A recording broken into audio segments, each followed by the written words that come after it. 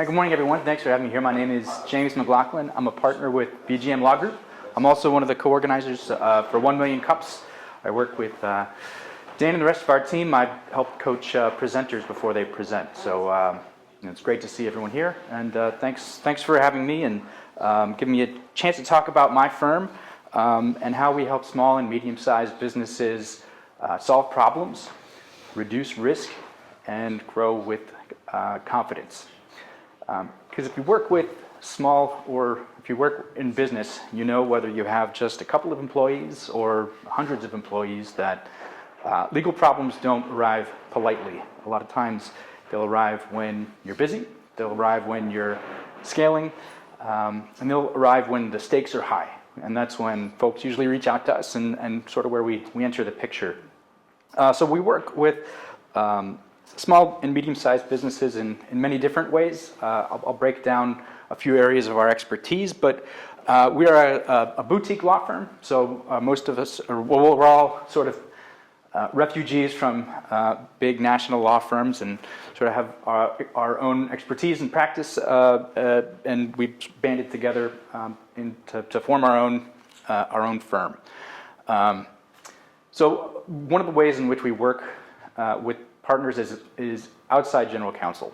A lot of our clients are of the size where they don't have the budget or the justification for their own in-house legal person. So they'll reach out to us with all manner of questions as they relate to, they just want to have someone to call when they need a contract to review, or they have an expansion coming up, or they get a letter from a state agency. So a lot of times I'm working with my clients to either review contracts that maybe they're getting from a vendor, where they're getting, helping them draft contracts or terms for their own customers. Dealing with structuring issues. I mean, we help form a lot of companies. Whether it's choosing the right entity, an LLC, a partnership, a corporation, and drafting agreements between business owners. To the extent that a business is owned by more than one person, it introduces a lot more complexity, and it's we generally advise that you have an agreement with your partner before you go into business with them. I should say that how we really brand ourselves is at sort of the intersection of technology and law.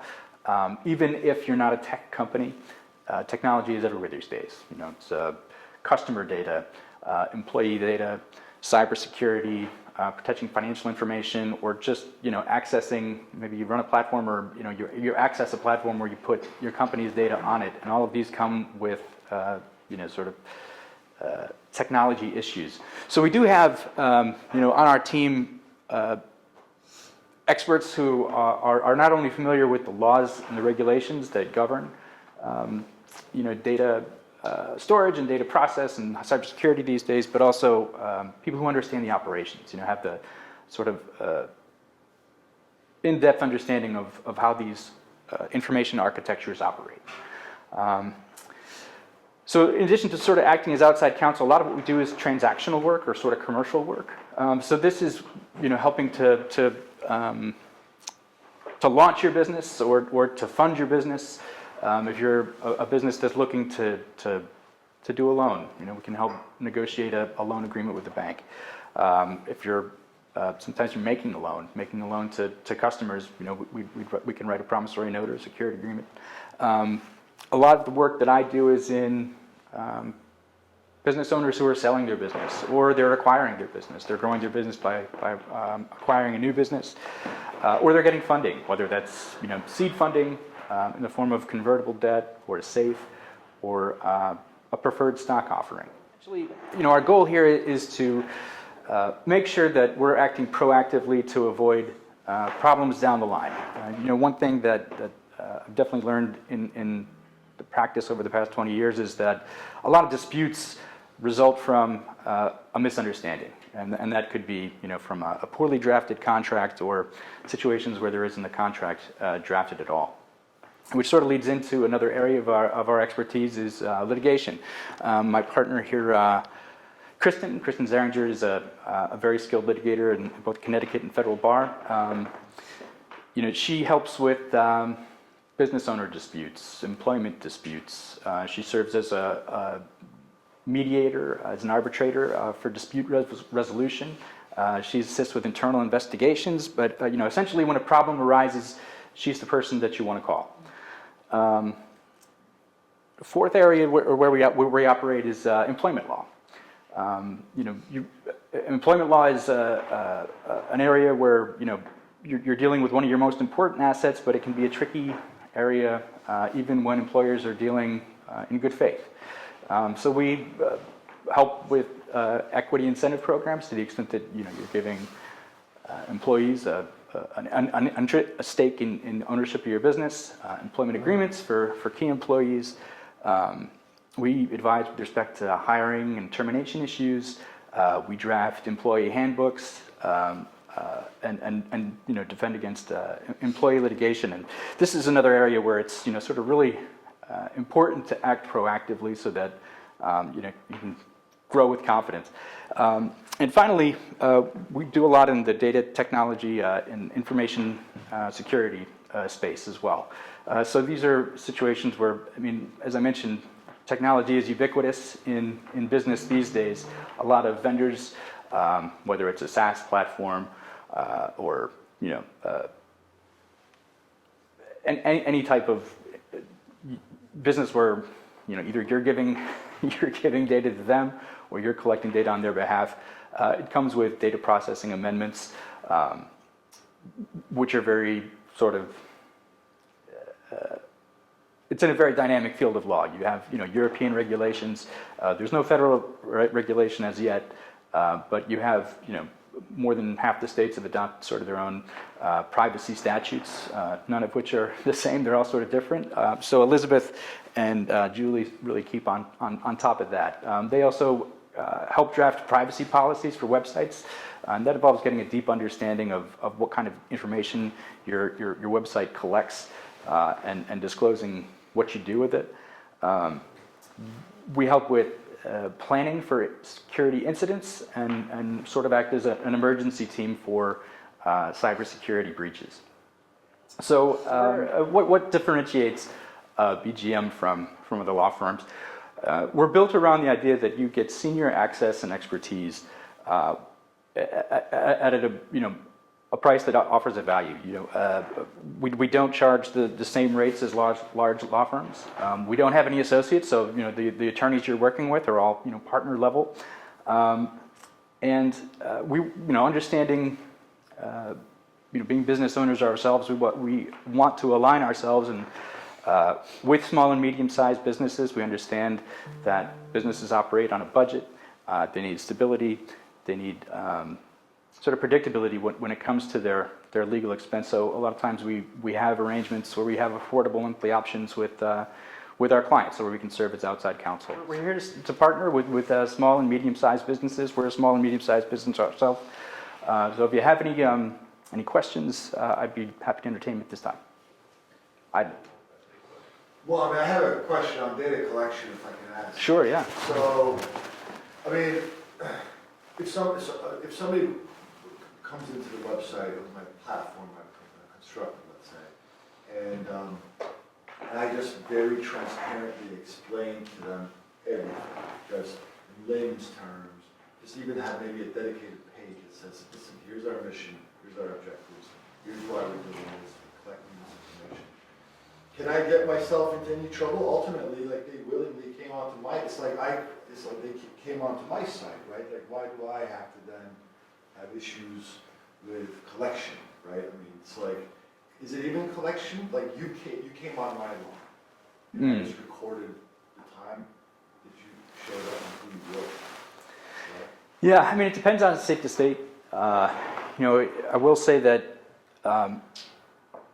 most, and it also depends on how big you are, and which markets you're serving. But if you have a website, it could be that you're, by default operating in all these different types of states and have to be subject to all their different laws. But generally, you have to provide people with an ability to opt out, whether you're tracking information or you're selling their information. You have to disclose whether or not you're doing that, and if you are, you have to give them the opportunity to opt out. Yes. Question. Do you offer like a subscription for your retainer services, or how would that work? We do. It's we don't have sort of a one size fits all option, but I mean I would meet with potential clients all the time and discuss their needs and figure out a way that works with our budget and a way that works for us as well. Okay. But all that is to say is yes, we do offer sort of a subscription model where you get a set amount of services, sort of maybe excluding if you're going to do a deal or if you get, litigation. But, we do have a discrete list of services that we provide for a flat fee every month. Okay. Thank you. Danny? Yeah, great presentation. Thank you for sharing. Thank you. Two things that stood out is helping the business grow. I think you spoke a little bit about, contracts, agreements, but I really wanted to ask about selling a business. In M&A, what role do you play? How do you help a founder sell their business? Acquisitions are happening all over. Yeah.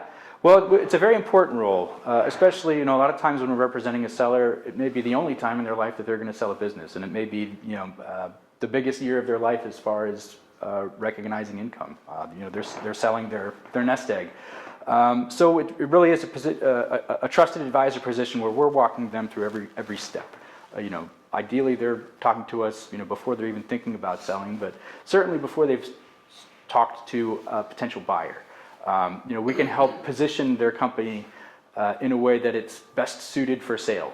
It's kind of they've got all their records together. They've got financials that present the company sort of on a basis where maybe they're not. It backs out all the company car that the owner drives and stuff like that. So you can give a potential buyer a better sense of the value of the business that they're buying. That